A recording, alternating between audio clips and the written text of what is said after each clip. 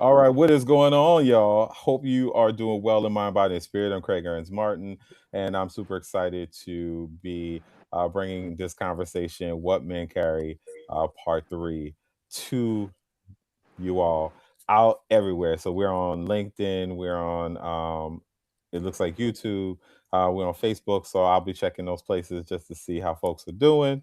But I am absolutely excited by these two men who I'm bringing to the conversation. And so, if you found it on Instagram, Facebook, LinkedIn, and more, or even my email, because I was annoying today, then you know a little bit about these two beautiful men. I'm going to go ahead and start off with Adrian White. Love for you to introduce yourself, sir. Hey, how's everybody doing? First, thank you so much for having me. It's always an honor when I can come to someone's platform and speak. But yeah, I'm Adrian White, and in a nutshell, I'm a man who just try to get it right, man. I made too many mistakes to number. And so yeah, every day I just try to get it right, try to be better than I was, the previous day. I also just happen to be a therapist, as well. I've been a therapist for about 13, 14 years now, specializing in working with men and couples. I'm a husband to a beautiful wife, Brittany White, father to a beautiful blended family of seven girls and one boy. So we deep. But again, thank you all for having me. I look forward to the conversation.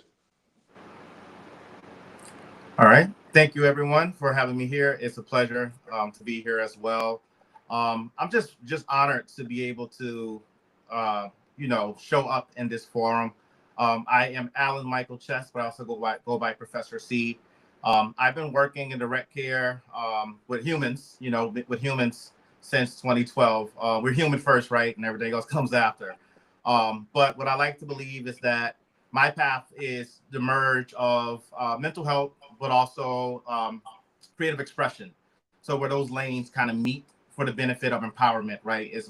That's the name of my game. That I really yearn to help others make personal gains through finding their voice, finding their purpose, finding their impact, and kind of using all those things to cultivate healing and move past pain. So I'm very committed to the work, working in direct care, working in home therapy settings, working in group home settings, working in schools, because I'm a licensed mental health therapist and also a licensed school adjustment counselor as well. So I've been in all those different settings. And I think for me, just having that well-rounded perspective of being able to work with people from different environments and settings. Thank you. Look, I appreciate you both. Why don't y'all share, like, how's y'all heart? How are y'all taking care of yourselves these days? You got it first, Professor C. Yeah, I think that we have to recognize that we are healers, but even healers need to heal. So through that, it's about recognizing that through the work, we have to be careful with not allowing vicarious trauma to be an impact in the work that we do. With working with so many individuals from different walks of life who've gone through these different stressors and circumstances, and us kind of being in close proxemics to that, it's very easy for you to kind of take on some of those same characteristics and kind of managing that stress. It can become a burden if you're not taking care of yourself. So for me, I believe really trying to do my best to lean into my faith, practice self-care through going to the gym when I can, and also, again, creative expression, that kind of being my world that I live in, using music, singing, dancing, spoken word as ways to kind of cultivate an experience for healing for myself. But yes, it can be challenging, I think, for us. I think Adrian would agree that we have to be very careful because we work with so many different people. And some of their stories are tragic. So trying to help them overcome their circumstances can be tolling at times. No, absolutely. Great point. That's a great point. I have a little more control with me being in private practice of who I do get to see though. So that's why I'm like, and in terms of working with couples, I feel like I was created to do that. Like I have the grace because a lot of therapists, they're gonna stay away from couples because it can be a beast. Right. And then, just working with men, it always just does something for me too. But I definitely still have to be mindful that now I'm not carrying those things, especially with the countertransference, right? With the men who remind me so much of myself and not taking that on. So that has been a challenge for me, especially in the past. I'll say currently, I'm struggling, but it's a struggle because it's new. In the place that God has me now, my success is going to be based on my submission. And I'm not used to that. I'm used to having the answers, coming up with a plan, being able to figure it out from a logical sense. But now it's more of me taking steps back and kind of doing it his way and partnering with my wife to do things and learning what this next step is like. And it's just so different for me, but at the same time, I'm excited because I'm learning to embrace different, right? Even regardless of what the outcome, will be. So that's kind of where I'm at now. Yeah, that's great. Because I like that you said that, because I always tell my clients that in order to see different, one has to do different.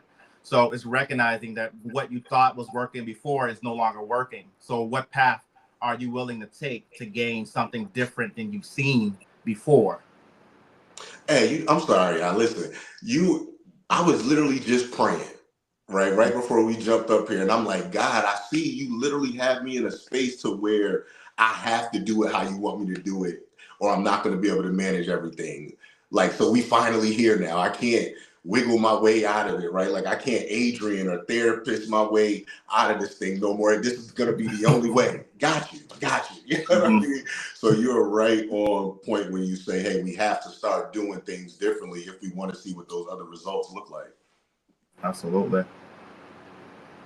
So, admittedly, there are so many of us who are leading in our families or in our relationships, our situationships, if that's your thing, right? And might be fathers, you might be uncles, you might be out on your own and it's hard enough trying to just take care of you by yourself. So what we naturally do is find ourselves like finding resonance when we are scrolling, right? We're scrolling on TikTok, Instagram, whatever is your field. Like it could be Facebook, that is your thing. And so what we are finding is there's a lot of different folks who are talking about I don't think we've ever seen so much abundance in regards to talking about health and mental health and men having these conversations in a way, at least that it's showing up in my scroll in my feed. For those who are watching live, like we know the statistics that men generally are not showing up to get therapy or not showing up to take care of ourselves in the ways that we are supposed to, and we see the detrimental impact of also our boys also when they are not being taught or they're not seeing models of how to take care of themselves in a healthy way, mind, body, and spirit, that there's higher rates of suicide ideation. They're leaning in more to violence, and I'm like, the doom scroll is real. But it's interesting. We're in mental health month right now, and so I'm curious for both of you. I'm being petty on purpose. Like, are there some things you're seeing when everybody's got their statistics and graphics and all this on the social media, but y'all are live practitioners. So I'm curious if you're seeing some stuff where people are absolutely wrong about what they're posting, or are you seeing some controversial people who call themselves experts doing this work that and how does that feel for you? Okay. So I think that it's very important to discern. I believe that we have to help our clients. I call it testing the reality, that sometimes what the media portrays is not actually what's going on. But, propaganda has been in the media since the beginning of time. I believe that the media has a way of writing our stories for us, deciding that they're going to tell us who we are. And I say, no, you're not. So a lot of what I do is helping my clients realize that they get to create their story arc beyond what any news outlets says, beyond what someone who didn't grow up with them has said, beyond what majority says, that you get to choose what you are and who you want to be. So kind of leaning into that purpose and taking control of the narrative is really about taking your power back and deciding that I'm no longer going to let you tell the story the way you want to tell it because you believe that that is the way that it is because of some experience that you've had. That's just not, I don't believe that that's right. And I believe that we have an obligation to advocate for those who are not yet ready to advocate for themselves. So while we're helping our clients cultivate their voice, we need to be the voices for them to kind of, work against that adversity that's meant to kind of set each other back or have each other work against each other, to say that the table is not big enough for all of us to sit together. I just do not believe that. So I'm all about empowerment. I'm all about fighting against the negative things that are kind of put out into media, especially for our youth, kind of seeing these things. Sociology 101 says that if someone tells you something long enough and you sit there, eventually you're going to believe it unless you're willing to challenge that narrative. So I'm all about critical thinking skills. Just because something's put out there, do your own research to see what statistics say and all these other things, and even then make your own decisions, and don't just kind of lean into what the majority tells you has to be the truth, because that's absolutely false. So from that lens, I think that it's really, really important that we're leaning into that and helping our clients kind of work through what is reality and what is reality and what are our stories versus what is being put out there as our stories, because there's a very big difference there. Yo, Professor C, I ain't gonna make you go first every time, man. But I just love hearing you talk. You be breaking that thing down, man. You be breaking that thing down. Thank you. But yeah, I couldn't agree more. I think one of the seasons that I'm walking in my life, though, is I pick and choose my battles, right? So even though I look at social media and I see all of this warn and the negativity and what it's doing, that's not my fight. Right, I don't go back and forth with fools anymore. I'm not about to over-explain anything anymore. It's too many things that I'm trying to do, and it's too many people who are naturally coming to me, right? So I don't try to convince anyone anymore, period.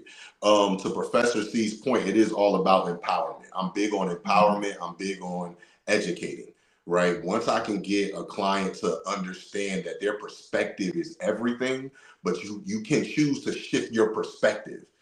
Right. And so, like, for an example, when I work with mostly men, right, when I'm working with them as regards to their marriage, I'll ask them, hey, who taught you how to be a husband? And most times than not, nobody. I'm figuring it out on my own. I said, okay, cool. If I wanted to build a house, but I don't know what I'm doing, is that house safe? No. So why are you doing that when it comes to being a husband and think that it's going to work out?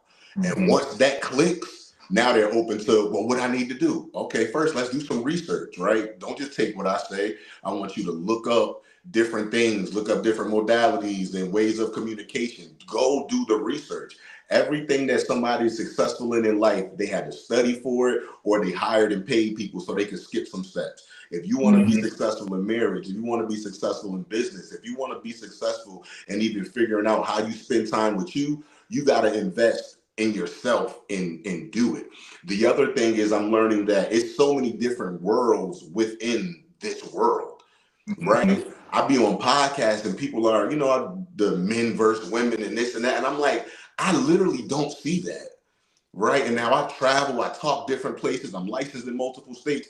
I don't see that. Even the narrative of men don't go to therapy. What do you mean? Men are reaching out to me all the time, especially younger men, 20s, early 30s. Hey, I just want my purpose. Hey, I want to get married, but I'm not enough. Like, these men are foaming at the mouth for help and for support. But social media will play it as, oh, we all narcissists. Oh, we think we know everything. Oh, we're just no. That's a small world. It is so many other worlds, and so I encourage men, like, yo, try to tap into these different worlds. What you know is not all that's out there. Absolutely. Yeah. Absolutely. Hold on. I was just going to say, I agree with him, and I believe that, that's why it's important for us to be in these spaces, right? Representation, because it was once believed, everyone had this idea in their mind, what a therapist look like, and I can guarantee that it didn't look like either one of us. So the fact that we're able to kind of sit here now, and it's like, aha, we can sit here too and do the things that other people were doing before us. So that is a part of that empowerment and rewriting that narrative, is that we need representation in these spaces, because that's how you build trust. that is a way for accountability, because you have someone who understands your reality, the things you've gone through, the stressors, the adversity, everything that you face. Because we've also had to face it. We've dealt with depression, anxiety, all these things. You know, I know what it's like to be in poverty, growing up, you know, rough sometimes. I know what these things are like, and what they have been for me. But I'm also able to kind of sit here and say that I want others to also overcome some of those struggles. And sometimes we're still struggling. I mean, I'm not like this every day, but I'm like this now. And I'm just saying, from that lens, that goes back to the reality that we're human, you know. Sometimes we got to let our hair down too, or lack thereof. But I digress. Wow. So I appreciate you both in really pushing us to dispel the myth that we as men don't actually get the support we need. But it's really hard to discern that when you have figures like Dr. Cheyenne Bryant out here in the world. Yeah, I'm gonna say it. I'm gonna say what I said.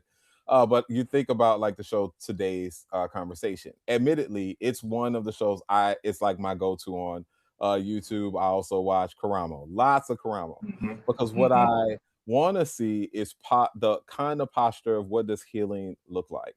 What is it? I want to listen to the men and women share their perspectives about the choices that people are making, or why it is that they are not in relationship. But ultimately I want to understand what they value, and since they have such a huge platform, people will find themselves thinking that that's therapy or that's help, that is healing, because it resonates, because that space really does something for them that may not do what we are projecting that therapy would do. And so I just wanted to lean into more of like, well, what does that work look like for you in regards to supporting boys and men in the work that you do as a licensed you know therapists and licensed professionals in social work and all the things. Got you. So, and I'll say this too. I'm so glad that I'm at a space in my career, like I said, where I have my private practice. So I pretty much can kind of do it how I want to do it, right? Outside, but of course, there's guidelines. I'm not going to do no harm, things like that. But I'll say what I enjoy most is I love groups. So I got men's groups that I do, and I just started a husband group just for husbands, because I feel like we're the one group that nobody supports. You don't see nothing for husbands. Hey, let me give you this. It's for everybody else, right? But I love the and just being able to show up. Like I've noticed a trend in men that I've been working with, that once we get through like the difficult things and they become empowered, they still want to see me just to have the space and the connection. And I think that's the piece that's the piece that's lost with social media and the TV shows and all of the podcasts. People are not connecting like they used to be. It's different when you can sit in the same room with somebody who looks like you and who genuinely cares, but they do know, hey, you gotta run me my coins because it is a service still, right? But I still care as well too, because you look like me, and they feel it. And for me to be someone who has made so many mistakes, right? Yeah, I have been broke. I have been divorced. That's why, hence, I have a blended family. I have lost everything and rebuilt everything. So when I run into men, hey, I'm having issues, baby mama. Check, I've been there. I know exactly what those feelings like. I know exactly what it's like to get on the other side. To just be able to affirm them and them to see somebody who has literally gone on the other side, but I don't need to bash nobody for it. It's like, hey, it's possible.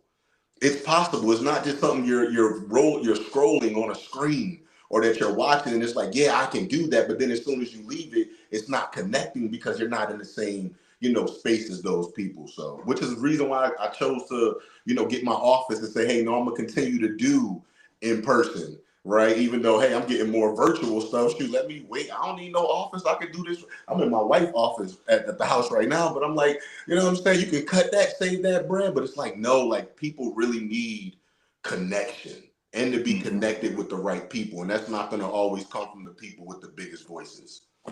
Absolutely. I agree with that. Just a second. I agree. So I work with couples too. I also work with married couples, couples that are not married, but also work with fathers and sons and families and individuals as well, also in private practice and in other places as well. So kind of, having that lens of working with people again from different demographics makes both of us well-rounded therapists to be able to kind of pivot when we need to pivot, improv when we need to improv, right? So for me, I think a lot of the work has to do with one's identity. That in order for one to really get to a place of empowerment is in, can you recognize who you are? Tell me who you are. I want to know who you are, not who someone told you you have to be. But when you look in that mirror, you can tell me exactly without hesitation who that person is. A lot of times, I don't know. Well, someone said that I was this. Someone said that I was that. So there's a lot of uncertainty into one's identity when someone has, again, told you who you were for so long. If someone's already telling the story for you, why put in the work? Why not just be what you want me to be? And that is because that's the easy route to take, right? If you just be what is decided for you, then there is no challenge. There's no growth because the growth is built in discomfort. So it's about breaking down those layers of generational and complex trauma that exists, especially as it relates to one's identity. Because I believe that in some regard, upbringing, family upbringing, early attachment, family dynamics, all of those things are infused into one's identity because once we leave the nest, we then can begin to recreate the dynamics of relationships that we've seen play out in our family. And that's problematic for a lot of reasons because what happens is if there were needs that were never addressed in the family dynamic, trauma never spoken about, even withholding things or saying we don't talk about what happens in the house, that's a form of trauma because it prevents one from expressing themselves fully and authentically for what they went through. There's a lot of holding things in, and that then goes on into the new dynamic. So with wife and kids, and subconsciously, it's not by choice, but it's because that is what you have become accustomed to being in that dynamic and have not done something different. So peeling back those layers, recognizing where this stemmed from. You always have to go back to the onset. Where did it start? Because if you can figure out where it started, hopefully we can get to a place to end it so that it does not continue on in future relationships. Hey, Professor C, man, where I get the book at, man? Yeah, where I get your book at, man? Man, I love the way you broke it down and you touched on it, identity and purpose. Mm-hmm. And most people, they don't even know, even the answer they think they know, they don't even know where it comes from. Right? Like I have so many young men, yeah, I'm not where I'm supposed to be. I'm not established, I don't even got a house. You're 22. Mm-hmm. So you're not supposed. So I asked them. So you're not supposed to be where you are at according to who? I don't know. Okay, well let's look at some data. Mm-hmm. Let's look at some numbers. Like let me start Mm-hmm. to expose you to what things are, and then they finally see. Okay, I don't know what I'm talking about. Okay, cool. Well now let's build it. Right. To Professor C's point, hey, you can start to shape it now that you're not in the Exactly. home. So let's do some research. Let's see what things look like. Hey, men, we really don't hit our prime until we 45, 50. That's when we there. Okay. So yeah. So what are the things that are important now that you can control? You can control your you can control your character, how you Mm-hmm. treat people. Right. These are the things that you could build that can't be taken away from you. You could lose a job. You could lose money. Right. But you being a man of your word, you choosing to prioritize you and taking care of yourself physically and spiritually and doing what you Mm-hmm. say you're going to do and committing to yourself. These are things that you could work on and can that be enough for you? Seeing how these are things nobody can take away from you. And then once they start buying into that, they start to just like take off, man. They take off, Mm-hmm. man. So identity, purpose is huge. And again, I can't reiterate enough how many men are flocking out because they want it. They want it. Yeah, sorry, I didn't mean to interrupt the flow. I know that for me, I'm at a very interesting place in my. I'm beyond the 40s now. Like I'm in my 40s. I'm a little further along, and I believe that I'm starting to come into who I am supposed to be. But I do recognize that the 14-year-old, the 12-year-old, the 22-year-old Craig all still have healing work to do, because when Mhm. we look at the hypersensitive world of social media and TV and pop culture and just the world at large, the world we're shaped by me is saying like you need to have done all these things. You need to be holistic. If you look at some of the television shows where they're like, I don't understand why you ain't coming here well adjusted. One of the things is still a pain in my behind, and I would be real grown, but y'all seem to be such great Christian folks. So I'm not gonna cuss. I'm gonna try not to anyway. But I find it interesting that when you talk about don't cry, don't, be a man, suck it up, and those things. And someone said this to me one time, or they made this illustration. So you're saying that you don't want a man who is going to be emotionally, connected to you, that actually will be more cagey than anything. We know how dangerous it is when a man has all these feelings and emotions that at some point erupting, because you've told him that being a man means that you should not be emotional. We saw, I'm gonna poke at Cheyenne Bryan again, because she, how she, raised up at Torre in an interview, right? You're too feminine, you're too soft. I feel sorry for your wife. She said these things, and so we do have some men who believe in very in this vision of what manhood looks like, but we also are in a hypersensitive pop culture environment that is redefining what that make of man looks like. So, how are you walking with young boys, young men, or men at large around this dichotomy of, if I didn't have a father who illustrated and modeled these particular expectations, these beliefs of this walk, then I'm kind of pulling the man together based on what's around me. So, how are you experiencing that with the men and boys you're working with, and what are some of the ways that you are helping to course correct that? Yeah. So I will start. I'll say that it's really about assessing beliefs and values. What's the framework for what you believe, and how did you come to believe that? So I believe beliefs and values are really, really important. So what do you value? As a man, what does that mean for you? Because for me, being a man could be defined as something different for someone else. So, what are the characteristics that would make for a quote unquote a good man or respectable man, right? God fearing man. What does that mean? Like, what characteristics does one have to have? So I think kind of breaking that down a bit to recognize what you would like to keep in some regard, because you're right, not all of us.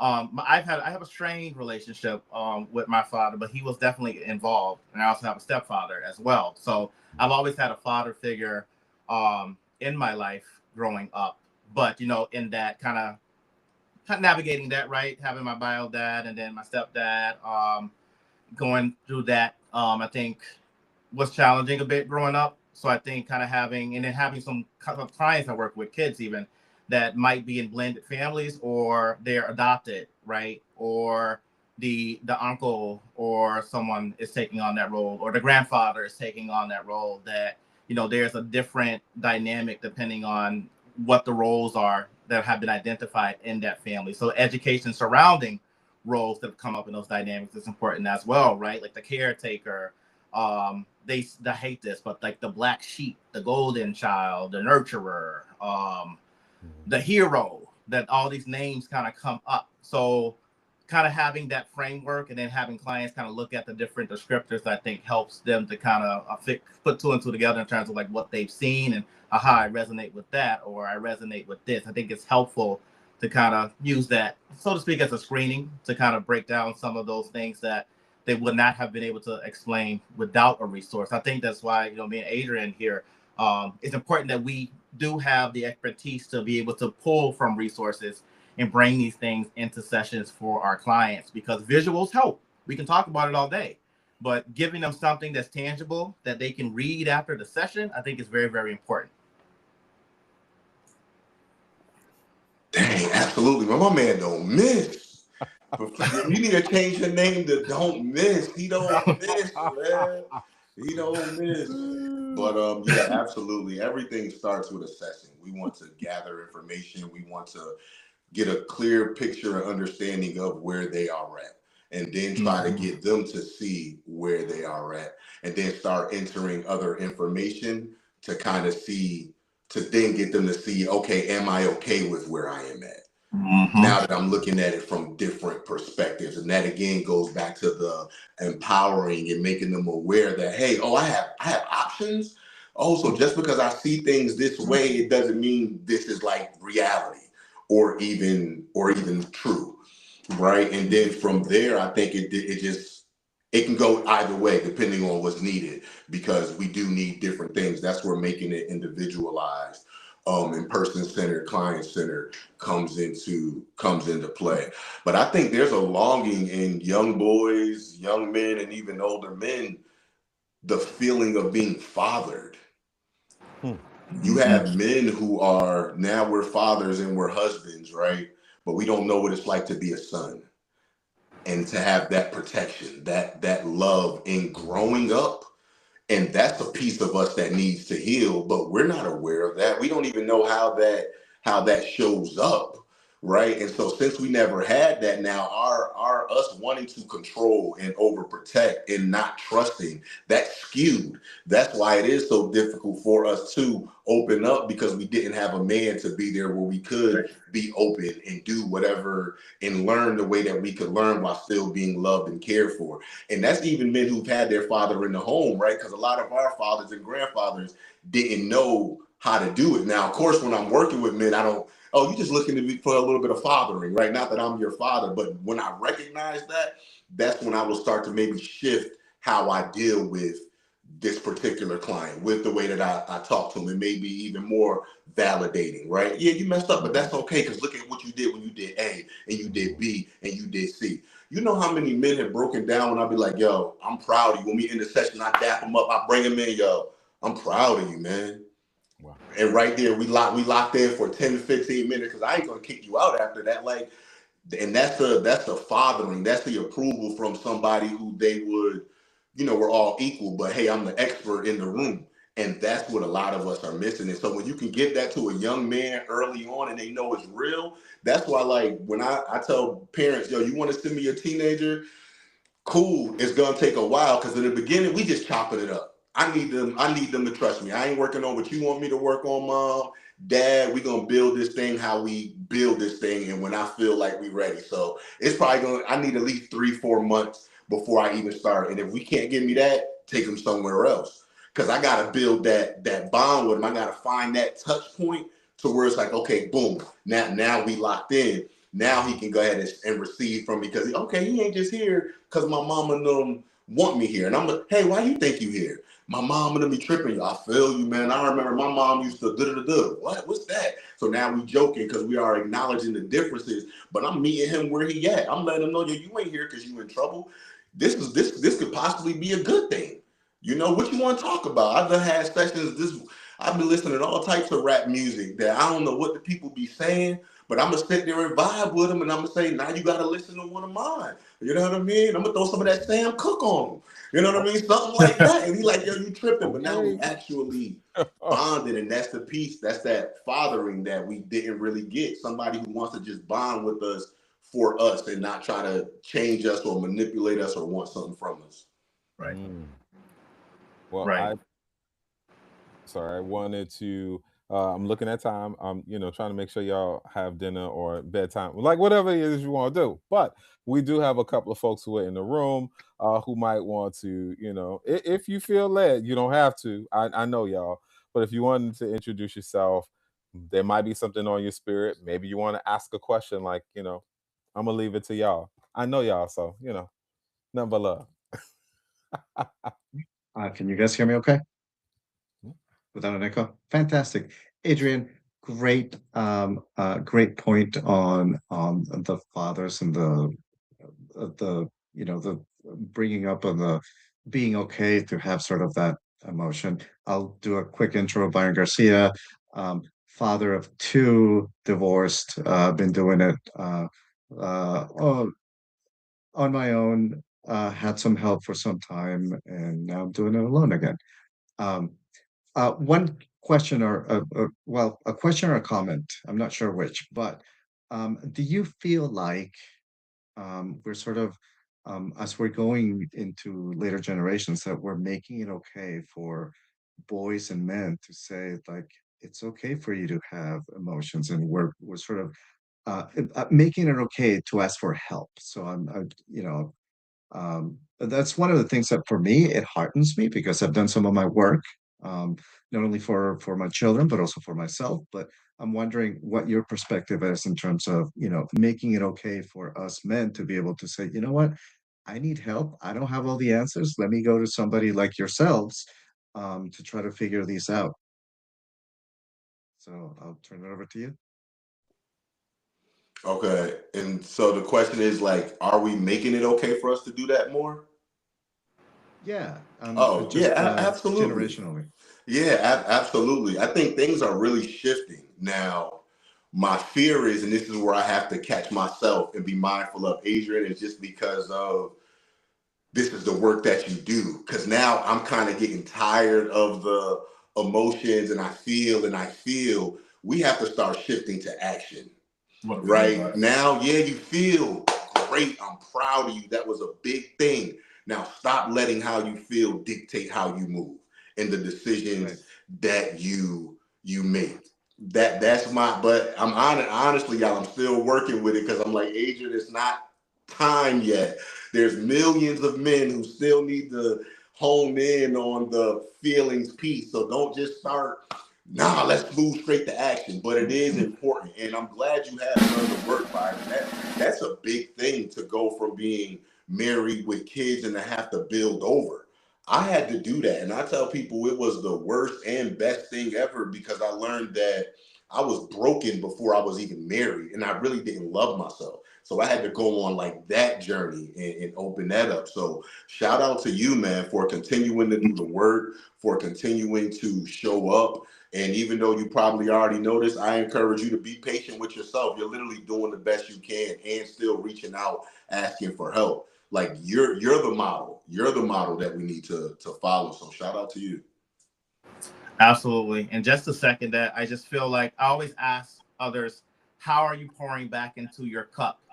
How are you walking in your purpose? How are you treating yourself the way you want others to treat you? Because if people see you loving you the way you want to be loved, then they respect that. I see how this person's carrying themselves, so I want to honor that. So part of it is modeling the behavior for the youth that don't know how to get to that point. That if we have a framework, we can model that behavior for them.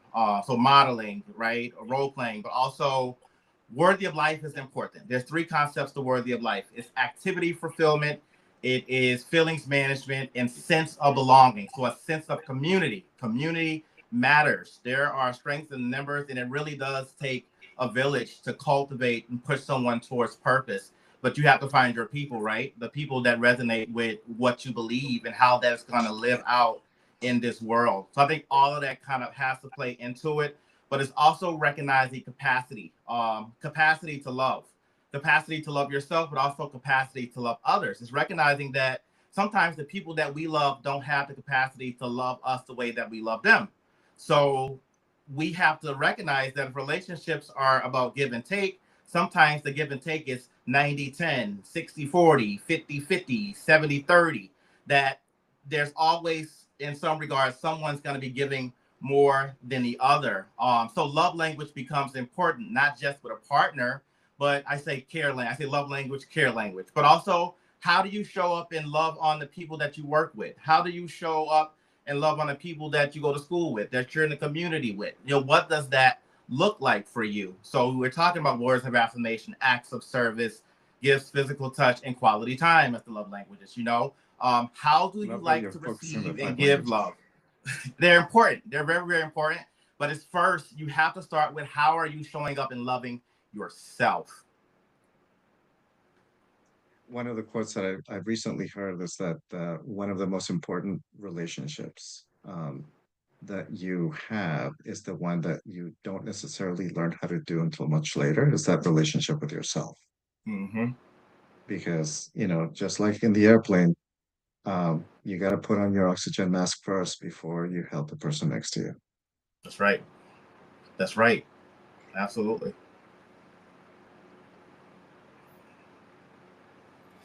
Well, I am curious for just the men here in general.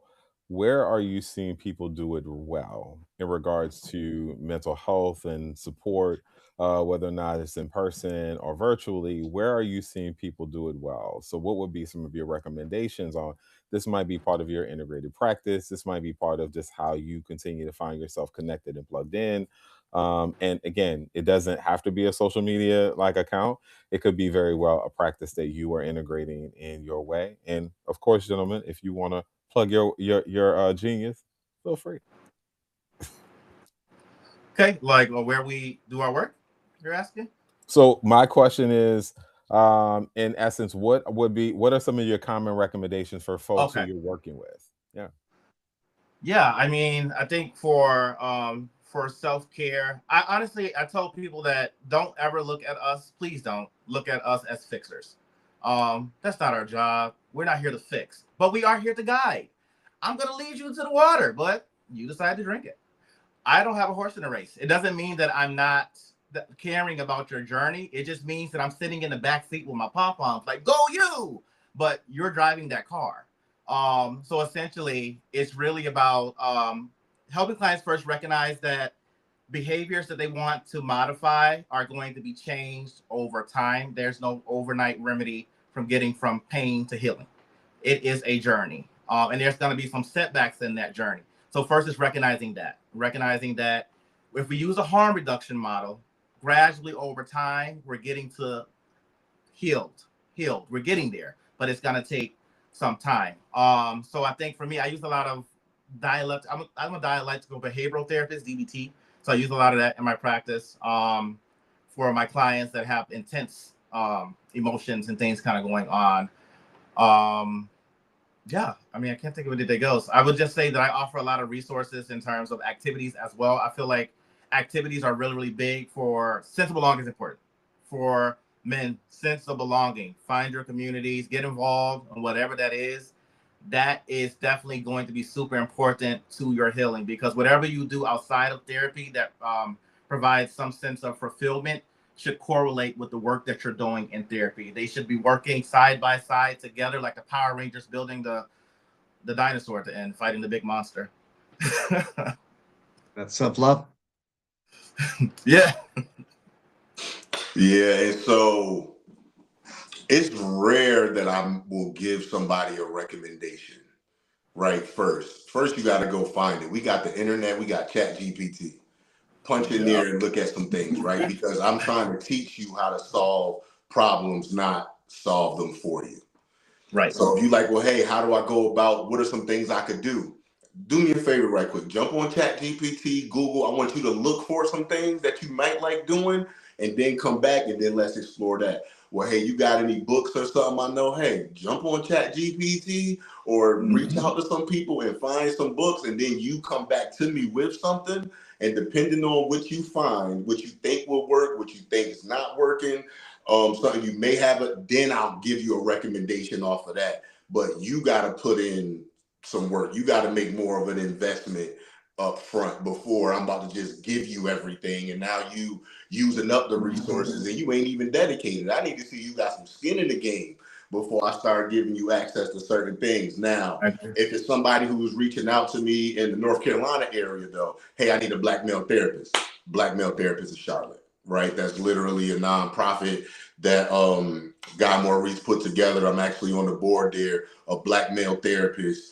And we just funnel people, we send people to each other, we serve the community, we putting on events, etc. So some things like that, cool. I'm gonna throw you this right here. Book or something on marriage, Dr. Miles Monroe, you can't go wrong, right? But I'd rather give them a skill set. Hey, what you want to do is research it, right? You can do Google reviews, you can jump on not Twitter, whatever they call it now. Hey, what are some recommendations on this? But you want to see who did it. Like do some investigation into who wrote it, or even with the podcast and stuff that y'all are looking at. Make sure these people are living what it is that they are talking about, and does it stand the test of time? Oh, they've been talking about this for 6 months. You can't find nothing on them after 6 months. Does that seem wise? Or you got somebody who's been over here doing the thing for 10, 7, 8 years, right? These are things to look at when making a decision. So that's typically when I start, because especially early on, I feel like anything is going to be helpful because it's going to be new. So it's going to be a learning experience for them, right?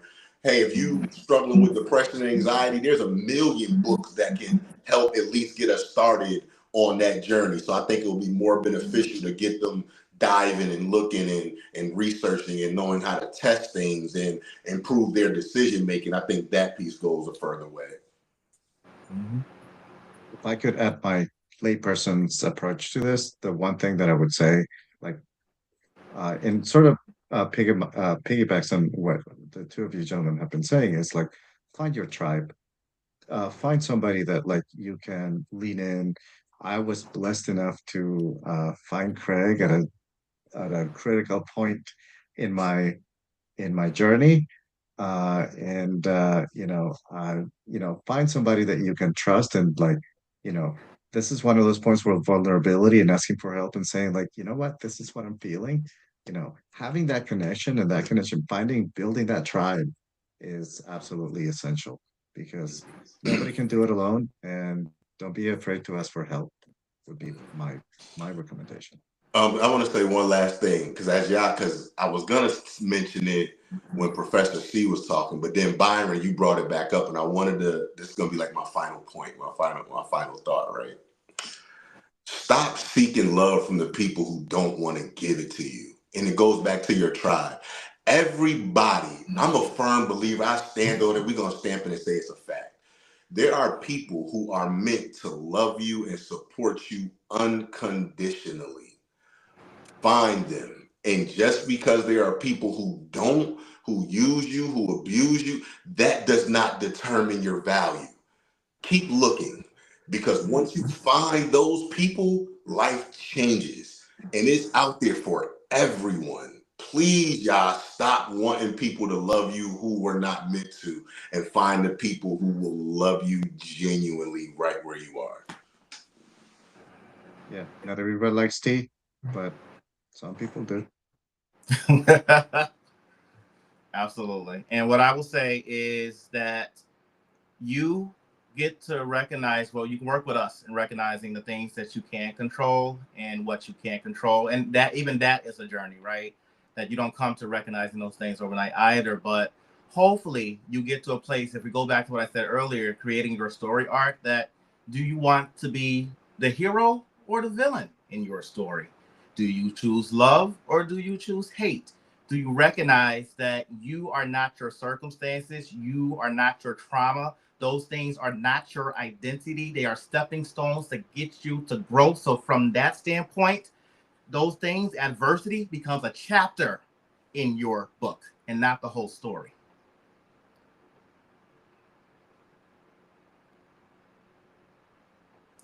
Craig, you're muted. You're muted. Sorry, I probably because God wanted me to calm down, because I was like, Adrian wants to say something. I feel it. Uh, for those who want to like be in your ecosystem, something feels well in their spirit. There's something you said, something that resonates. You provoke them to action. How would you want them to be connected to you? You could reach me at my website, ajwtherapy.com, or reach out to me on Instagram at, what is it, like Adrian White 23. I'm a little different, right? All my stuff is not separate. I feel like I am me. So I do coaching, I do therapy. You can see a little bit of how I move in different spaces. So, but those are the ways. Feel free. If I might not respond back to you the first day, but I promise you I will respond back to you. And I'm not going to promise that I'll help you, but I'll point you in the direction of someone who can. And I would say definitely use email for me as well.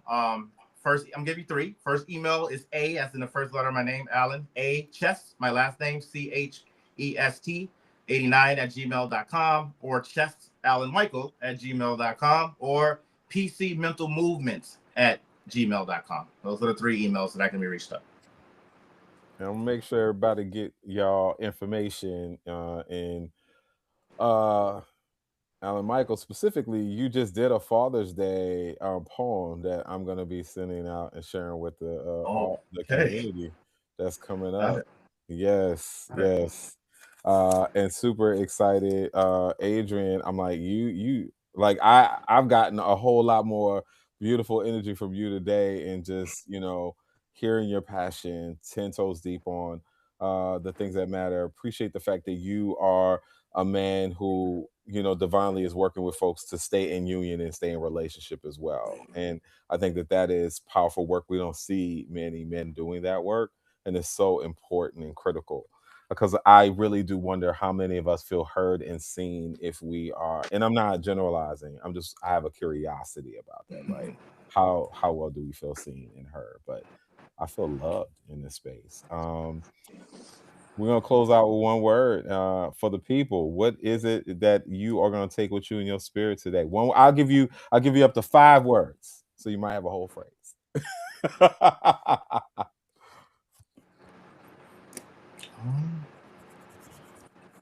Lead, empower, cultivate. Mm.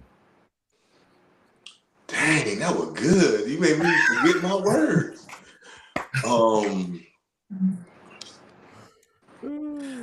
I'm gonna say ask for help. Like ask for help. Mhm.